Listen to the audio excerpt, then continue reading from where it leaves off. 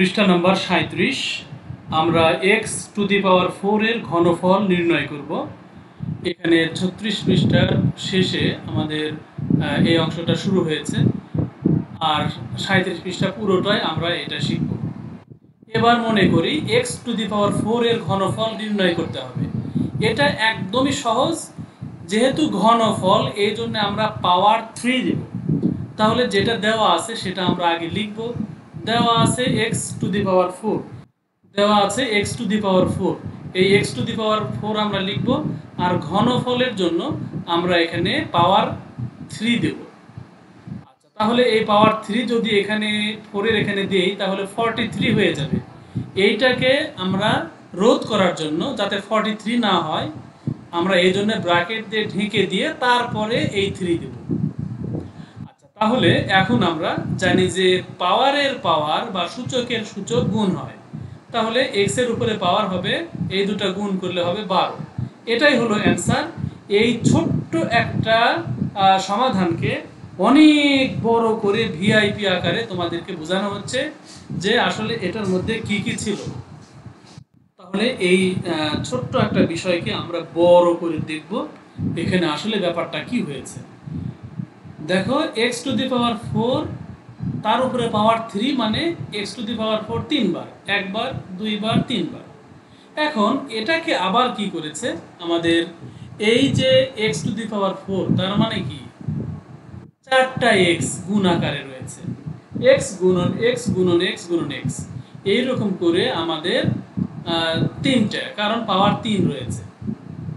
এখন আমরা এই 4 এই 4 এই 4 যদি যোগ করি তাহলে 4 আর 4 8 আর 4 12, এই 12টা x আমরা গুণ আকারে পাচ্ছি। তাহলে x এর পাওয়ার যে 12 হলো, তার মানে বোঝাচ্ছে যে 12টা x এখানে গুণ আকারে রয়েছে। আচ্ছা, এখন এখানে x to the power m, এই 4 এর জায়গায় m ধরেছে, 3 এর জায়গায় n ধরেছে, আর কোনো কিছু চেঞ্জ নাই, ঠিক আগের মতোই। তাহলে x to the power m কয়বার হবে? n বার। n বার কতবার? এখানে 3 বার বা 3 বার আমরা জেনেছি যে একবার, দুইবার, তিনবার, কিন্তু n বার মানে কতবার সেটা কিন্তু আমরা জানি না, অজানা রাশি। এই জন্য দেখো মাঝখানে ডট ডট দিয়ে বোঝাচ্ছে যে এর মধ্যে যে কতগুলো আছে সেটা কেউ বলতে পারবে না, কারণ n দ্বারা কত বোঝাচ্ছি সেটা অজানা। তাহলে x কে n সংখ্যক বার গুণ করা, এই জন্য আমরা কি করব, সহজ কথায় এখানে যদি সংখ্যা দেওয়া থাকে, 3 দেওয়া আছে তার মানে 3 বার লিখবো এইরকম করে, n দেওয়া আছে তার মানে আমরা এই কয়েকটা লিখে মাঝখানে ডট ডট ডট ডট দিব, দিয়ে শেষে আবার একটা লিখব। তার মানে এই ডট ডট ডট মানে বোঝাচ্ছে যে এর মধ্যে আসলে অনেক লুকিয়ে আছে। আচ্ছা, অজানা জন্য এই জন্য আমরা লিখতে পারি না যে ফিক্সড কয়বার হবে। এখন এখানে আমাদের দেখো x কে m সংখ্যক বার গুণ, এখান থেকে জাস্ট m m m এগুলো উঠে গেছে, তার মানে এখানে পাওয়ার উঠে গিয়ে শুধু ভিত্তি রয়েছে, এখানেও তাই, এখানেও তাই।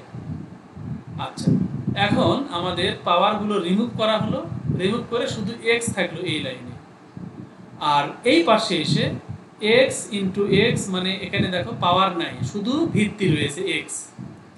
এখন আমাদের এই যে m আর এই যে n, এই m আর n গুণ করলে কত হবে? mn হবে। এই জন্য এখানে পাওয়ার mn রয়েছে, যেমন আমাদের গুণ করে 12 হলো, আর এটা m আর n গুণ করে mn হলো।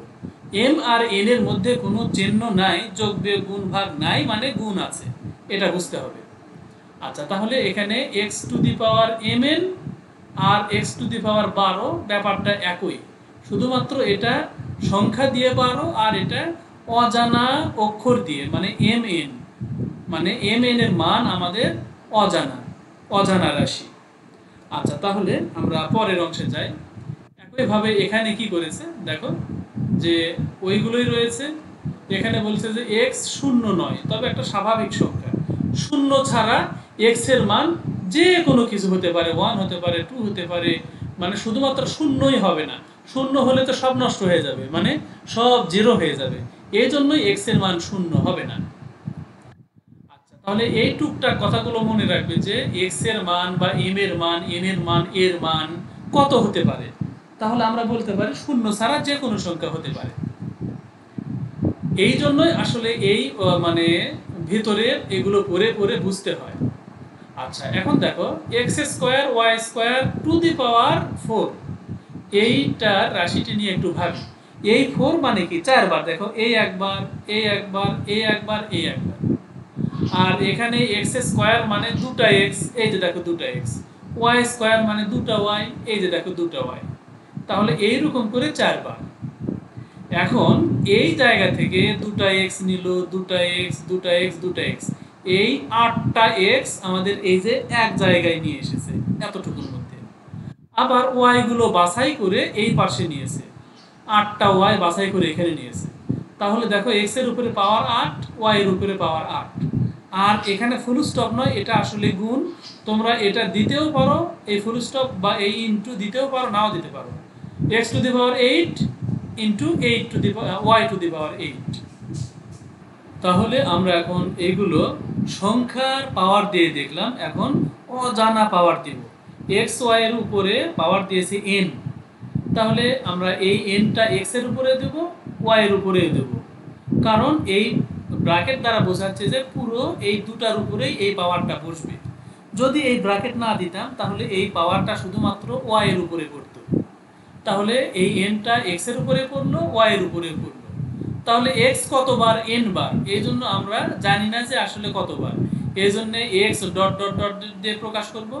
আবার ওয়াইটাকেও ওয়াই ইন্টু ওয়াই লিখে ডট ডট ডট ডট দিয়ে আমরা এটা প্রকাশ করব।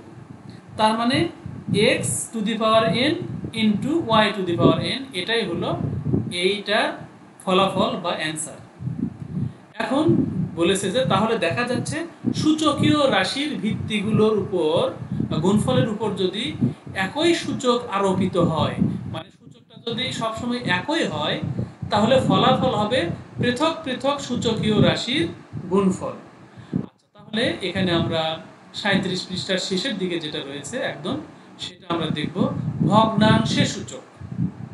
আচ্ছা, তাহলে এখানে ভগ্নাংশ হলো উপরেরটা লব নিচেরটা হর, পুরোটার উপরে পাওয়ার 4, তার মানে কি এইরকম জিনিস 4 বার। দেখো কি করেছে, এই যে এটাকে ভেঙে 1 2 3 4 4 বার গুণ করেছে। গুণ কোথায় পেলাম, এই ফুল স্টপ বা ডট বা বিন্দু, এটাই হলো ইনটু বা গুণ। তাহলে এটাও গুণ, এটাও গুণ, 4 বার গুণ করেছে। এখন এগুলো কেমনে আসলো, এই যে এক্স এর উপরে পাওয়ার 3 মানে 3টা এক্স, এই এক্স এর উপরে পাওয়ার 3 মানে 3টা এক্স, তারপরে 3টা এক্স, তারপরে 3টা এক্স, মোট 12টা এক্স। ওয়াই এখানে দুটা দুটা দুটা দুটা, এই জন্য দেখো দুটা দুটা দুটা দুটা, তার মানে মোট ওয়াই হলো 8টা। এইভাবে আমাদের সমাধানটা হয়েছে। আসলে এই ব্যাপারগুলো এখানে আমরা নিমেষেই চোখ বন্ধ করে সমাধান করতে পারতাম।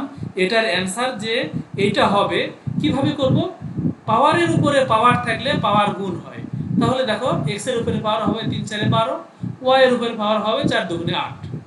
এই যে এখানে এক্স এর উপরে পাওয়ার 12, ওয়াই এর উপরে পাওয়ার 8। এখানে আমরা ব্র্যাকেটটা তুলে দিয়েও এটা দেখাতে পারি, কারণ এখানে আর ব্র্যাকেটের প্রয়োজন নাই। এটাই হলো আমাদের অ্যান্সার।